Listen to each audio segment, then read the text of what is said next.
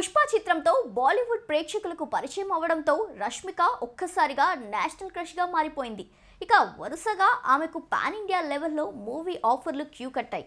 సందీప్ రెడ్డి వంగ డైరెక్షన్లో వచ్చిన యానిమల్ చిత్రంతో ఒక్కసారిగా ఆమె గ్రాఫ్ నార్త్ ఇండియాలో పెరిగింది. సినిమా స్టార్టింగ్లో హీరో చెప్పే డైలాగ్కు ఆల్ఫా ఉమెన్ అంటూ ఆమెను సోషల్ మీడియాలో ట్రోల్ చేసిన వాళ్ళు ఉన్నారు. అయితే టాలీవుడ్లో గీతా గోవిందం సినిమా విజయ్ రష్మికలకు ఒకేసారి బ్రేక్ ఇచ్చింది. ఆ తర్వాత కూడా డియర్ కామ్రేడ్లో కలిసి వీరిద్దరూ సందడి చేశారు. వీరి మధ్య ఏదో సీక్రెట్ రిలేషన్ ఉందంటూ వార్తలు తెగ చక్కర్లు కొట్టాయి. ఇక రీసెంట్గా ఓ ఇంటర్వ్యూలో పాల్గొన్న రష్మిక తన సహనటులు అమితాబ్ బచ్చన్, రణబీర్ కపూర్, విజయ్ దేవరకొండ, అల్లు అర్జున్ గురించి ప్రత్యేకంగా మాట్లాడింది. అమితాబ్ సార్ చాలా సరదాగా ఉంటూ షూటింగ్ టైంలో ఎవరైనా ఆయనకు కనిపిస్తే వయసులో వ్యత్యాసం చూడకుండా అందరినీ ఒకేలాగా గౌరవిస్తారంటూ చెప్పుకొచ్చింది. ఇక రణబీర్ కపూర్ చాలా స్పోర్టివ్గా ఉంటాడని చెప్పిన రష్మిక జీవితంలో ఏదైనా చేయగలననే నమ్మకాన్ని ఆయన ఇచ్చారంటూ చెప్పుకొచ్చింది.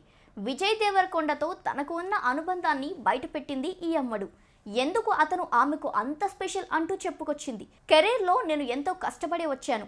నేను చేసే ప్రతి పనిలో విజయ్ సహకారం ఎప్పుడూ ఉంటుంది. ఏదైనా ఒక పని చేయాలని అనుకుంటే ఆ సమయంలో అతని సలహా తప్పకుండా తీసుకుంటాను. అది నాకు ఎంతో అవసరం కూడా. ఆ సమయంలో ఏది మంచి ఏది చెడు అంటూ వివరిస్తాడు. వ్యక్తిగతంగా నా జీవితంలో అందరికంటే ఎక్కువగా సపోర్ట్ చేసిన వ్యక్తి విజయ్ అంటూ రష్మిక తెలిపింది. ఈ ఏడాది ఫిబ్రవరిలో విజయ్ దేవరకొండ, రష్మిక మందనాల నిశ్చితార్థం జరగనుంది.